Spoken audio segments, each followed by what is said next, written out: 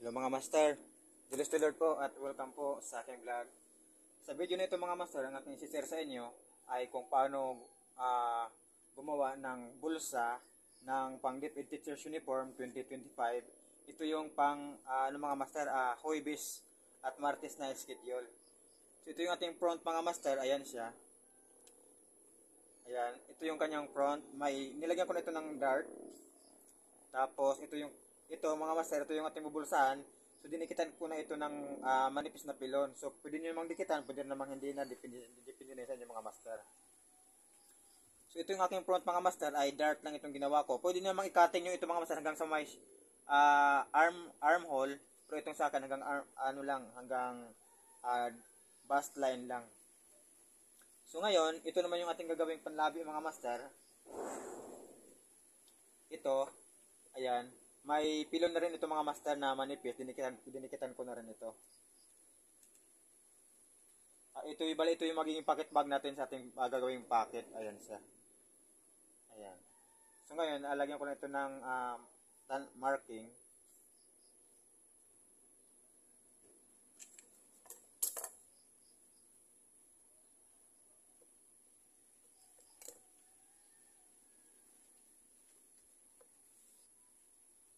So, depende na sa inyo mga master kung anong size ng inyong pocket. Kung halimbawa malaki yung body, pwede nyo mga 5 inches to 5 and 1 half.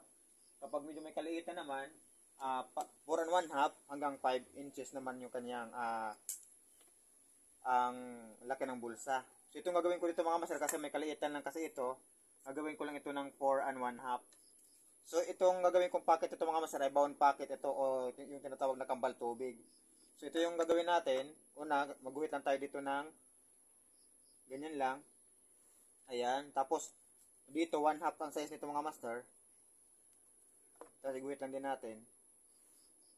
Tapos, sukat tayo dito ng 4 and 1 half. Ayan. So, dito 4 and 1 half din. Ayan siya. So, ngayon, ipapasada na natin ito sa ating tawag nito, body. So una, gagawin ganito lang natin mga master, itapatan natin sa itong guhit natin, ipagit natin sa ating itong line na ito dito sa gitna. Yan. Dito sa gitna itong line sa gitna, ito itapat natin itong line na ito.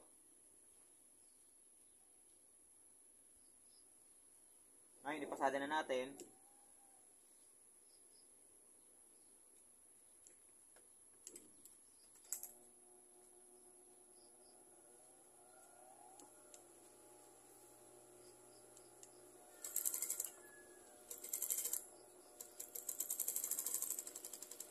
Pagdating dito sa may kanto mga master, mag-lock tayo.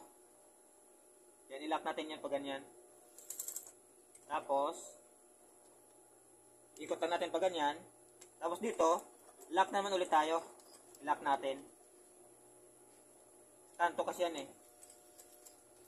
Tapos dito naman, pagdating dito sa kantong isang kanto naman, lock na naman tayo ulit.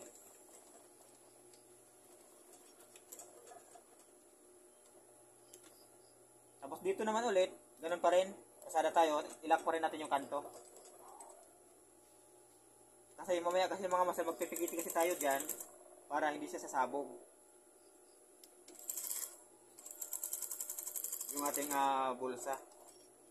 So ganun pa rin dito mga master, na mag-ilock pa rin tayo nito.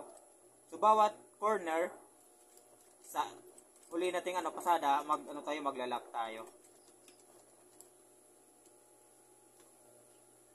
So, ganoon pa rin dito, mag-ilock pa rin tayo dito.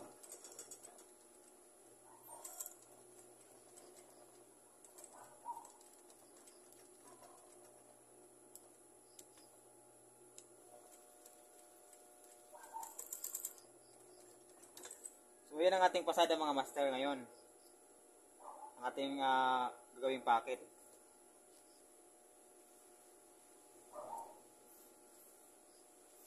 Tapos ngayon, ang gagawin natin, gugupitan natin itong mga master. Ang ating gupit, ito yung iguguhit ko.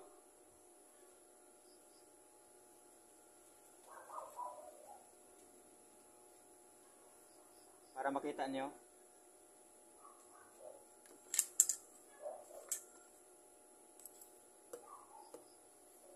ito yung ating gugupitin mga master. Ayan. So, gitna lang natin.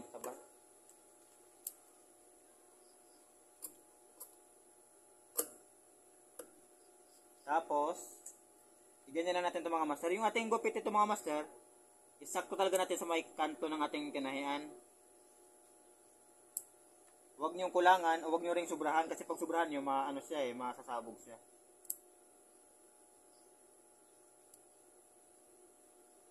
Tapos, dito, ganun din gawin natin sa kabila. Ito, hindi ko na ito guhitan mga master kasi ano na naman ito kabisado naman na So, gayahin nyo lang yung sa kabila.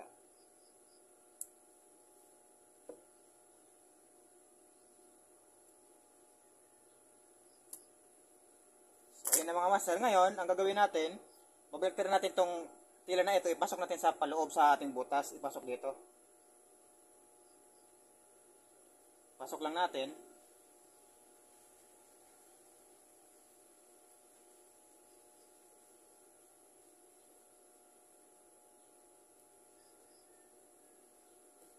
So, yan na, napasok na. So, na siya mga master ngayon yung ating butas. Ngayon, itong ating labi mga master, nakaganyan naman kasi siya, gagawa tayo ng labi. Ayan, ito, if magano tayo ng 1/4 na lapad, ganyan. Itong labi na to, gagawa tayo ng labi sa bawat, tawag ito, ganyan, igaganyan lang natin. Bali, ang gagawin natin ito mga master, ito, ganyan siya. Itupi lang natin ito pa ganyan. Tupi. Tapos dito naman itupi din natin. So ang gagawin niya mangyari niya mga master, maging ganito na yan siya. Ayan o. So ngayon ipasada na natin yung ating tinupian. Dito pag pasada ito mga master, pwede yung ilak, pwede namang hindi muna. Bali ano lang, parang bisting lang muna. So, ito yung ating labi mga master. Ayan na siya. Ngayon, dito naman sa kabila, gayahin din natin. So, ganyan pa rin yung gagawin natin, no? Mula dito sa ating, kutupi lang natin. Para magkaroon siya ng labi. Ayan na siya. So, estimate yun lang mga master, magkasing lapad yung kanilang labi at pantay.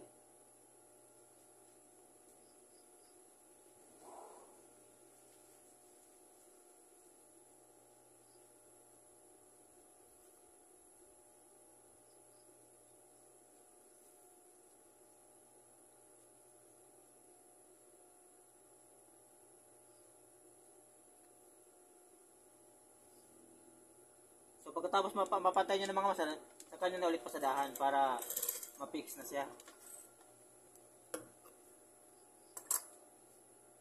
So ayan, nagawa ng ating labi. So pagkatapos ito mga master, ang gagawin natin dito, pasadahan natin dito. Sa ibabaw, ito, i-fix natin. Tapos siguraduhin lang natin ito mga master na itong ating labi ay pantay. So ang gagawin nyo mga master, pwede nyo itong bistingan. Kung halimbawa, hindi pa kayo masyadong master nito,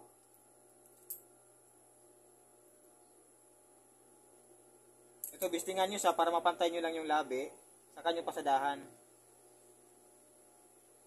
Lalo sa mga beginner, no?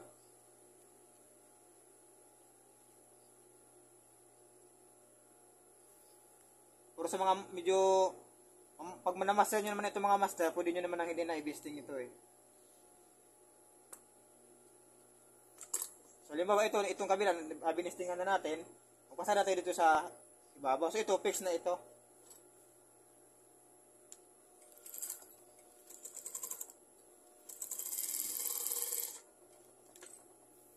Ganun din dito sa kabila, pasadahan din natin. So ito, hindi na ako magbibisting kasi medyo kabisado ko naman na ito.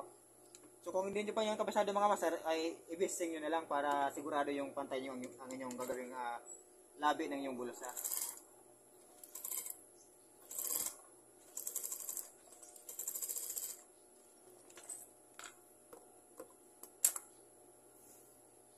So ayan ang ating labi ng ating bulsa mga master. Pwede ko nang tanggalin itong bisting. So ayan na siya, ang ating bulsa na kambal tubig or bound pocket. Tapos para masarado natin ito, baliktaran lang natin. Ilagay naman natin itong ating pocket bag. So ganyan lang paglagay ng pocket bag. Ganyan. Tapos dito, i-estimate nyo lang na kung hanggang saan, kung gaano kalalim ang inyong gagawing bulsa, doon na lang kayo magbawas.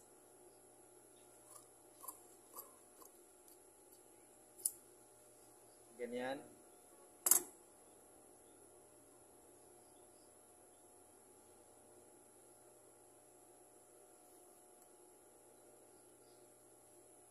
So, ang pagpasada natin dito mga master, mula dito, ganoon pa rin, ipasada natin sa gilid ng ating pocket.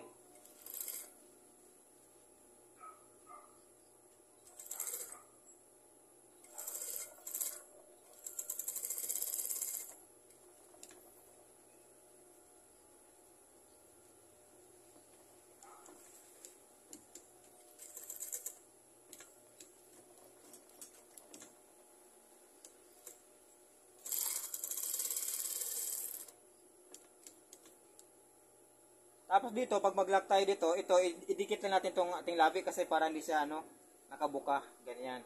Pwede nyo ito pasadahan itong mga masa, i-fix nyo, tapos saka nyo siya plansahin para hindi siya nakabuka yung ating labi ng ating pocket.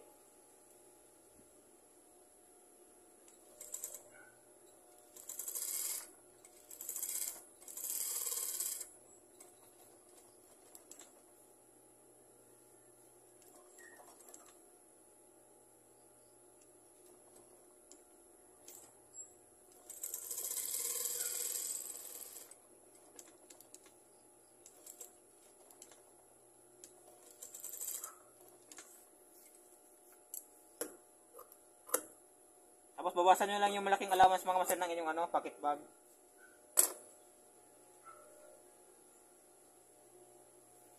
So ayan ang ating pocket mga master.